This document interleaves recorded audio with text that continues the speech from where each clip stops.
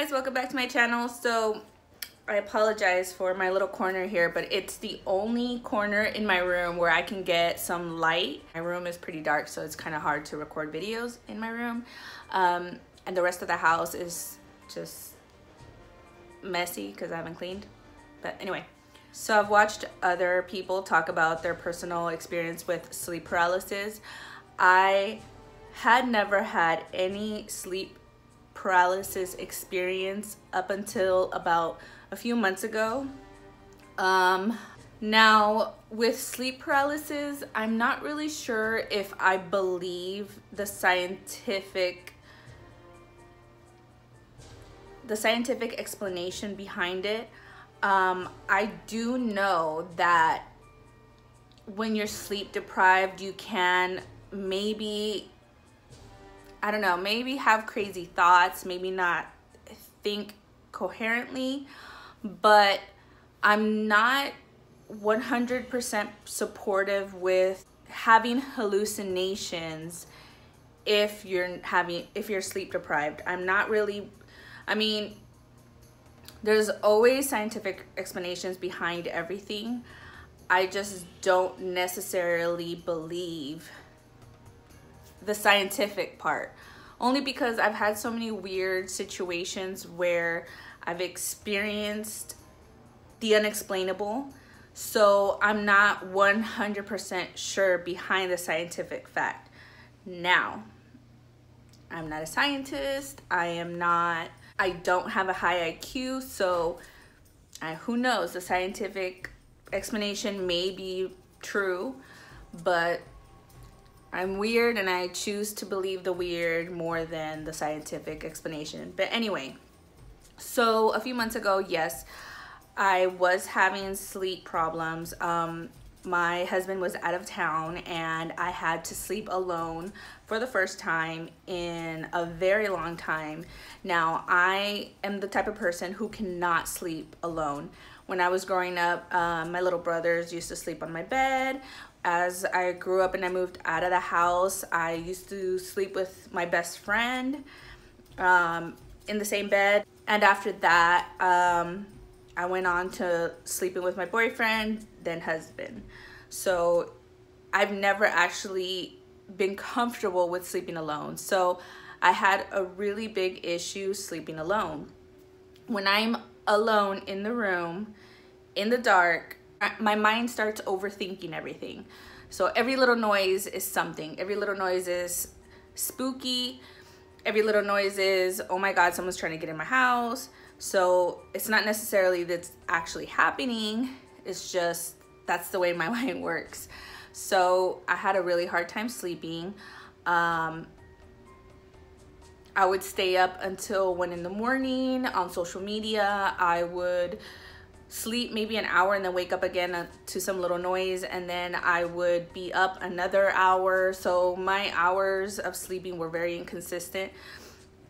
I do sleep with the TV on because I feel like if I hear like a show, like I usually have Friends or Sabrina the Teenage Witch or The Simpsons, something light in the background, so that way I could be able to sleep, so that way it kind of drowns out noises in the house. So I mean, right now I do sleep with my husband, so right now I am able to sleep a little bit better, but at the time my husband was not here, so I had a really hard time sleeping. So this kind of plays into this specific night. It had already been like day 4 of him being gone, and I had already not gotten much sleep. I was getting maybe 3 hours of sleep at night.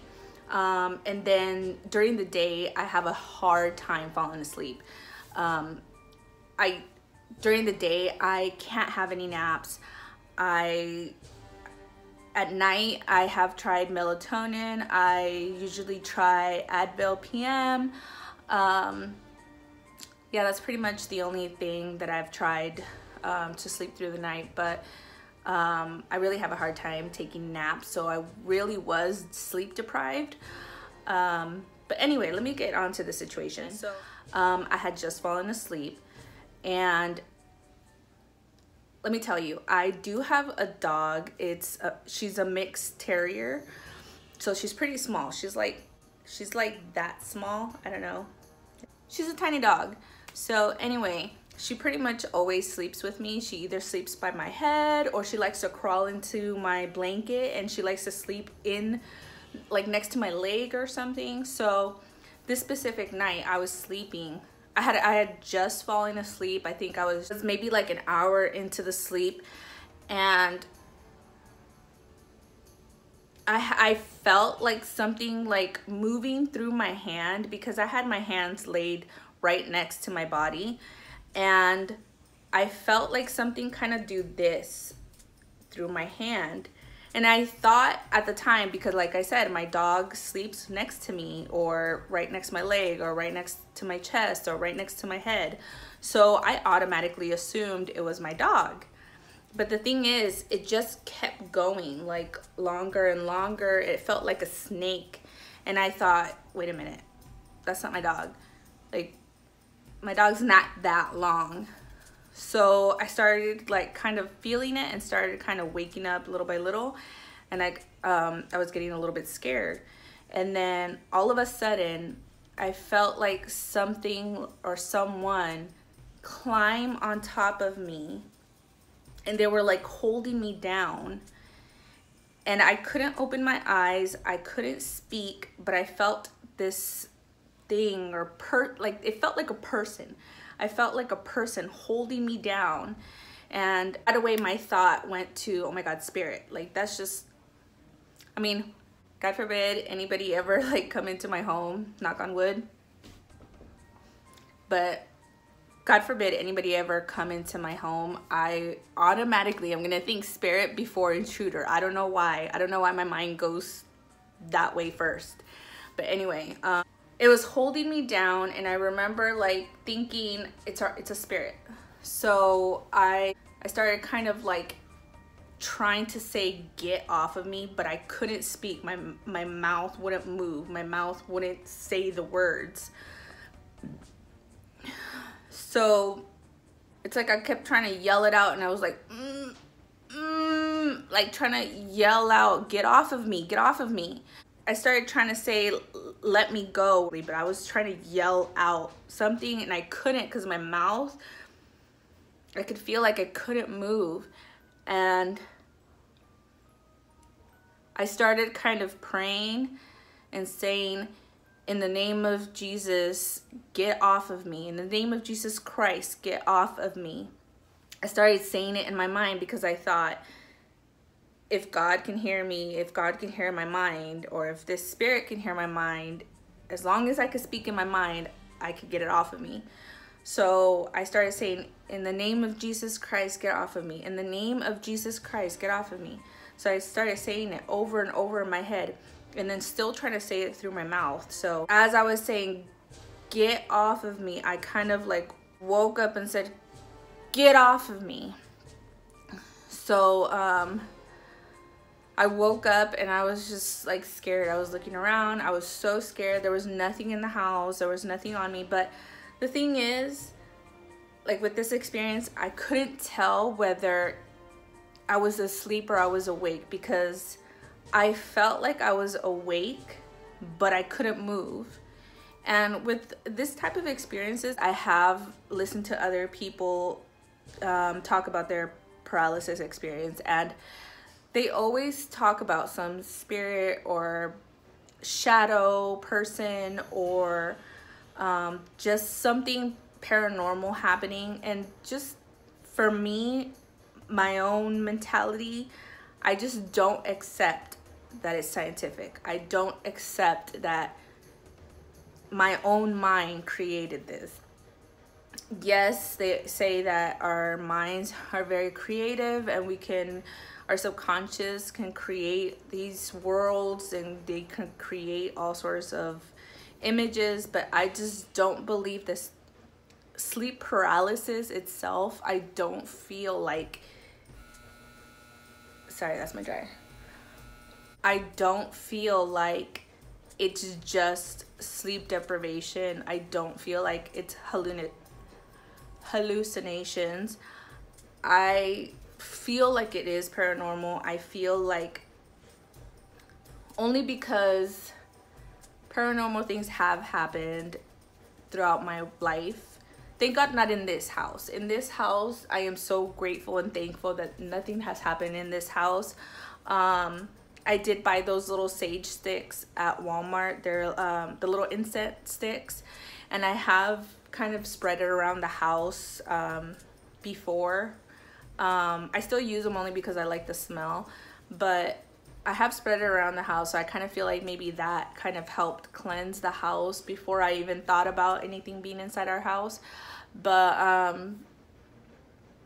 I feel like nothing has happened in this house, but I feel like it hasn't happened only because I have put positive energy in my home. They say that plants absorb negative energy and they put out positive energy, and I have plants in my kitchen, so I kind of feel like, you know, just little things that I've been doing, I feel like they've been helping keep the house warm and positive, and maybe it's not letting any negative through.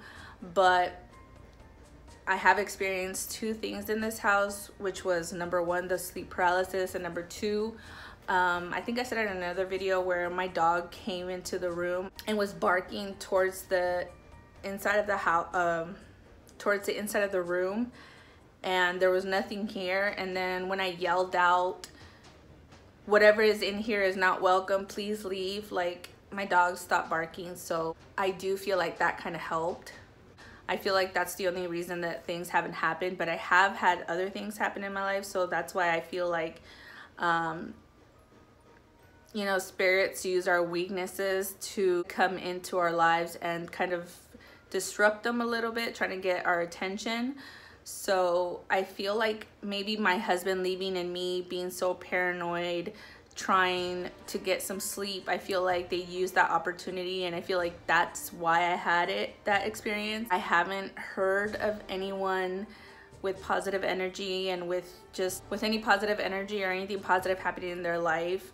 I feel like I haven't heard of any of them experience any sleep paralysis, so maybe, I don't know what to think. I just feel like it is paranormal. I don't feel like it's just sleep deprivation. It is a factor, but I don't feel like it's the whole ordeal. I feel like it is spiritual, and I feel like they do use the fact that you're sleep deprived to be able to use it as a weakness against you. So that was the only time that it happened. Thank God. In my whole life, that's the only time I've ever experienced sleep paralysis. And I mean, I have had sleep deprivation before, and I've never had sleep paralysis, so that's why I kind of feel like, I don't know if I believe that it's my own brain coming up with this hallucination. I kind of wanted to just tell my own experience on sleep paralysis. Anyway, thank you for watching. Don't forget to like and subscribe, and I'll see you next time. Bye.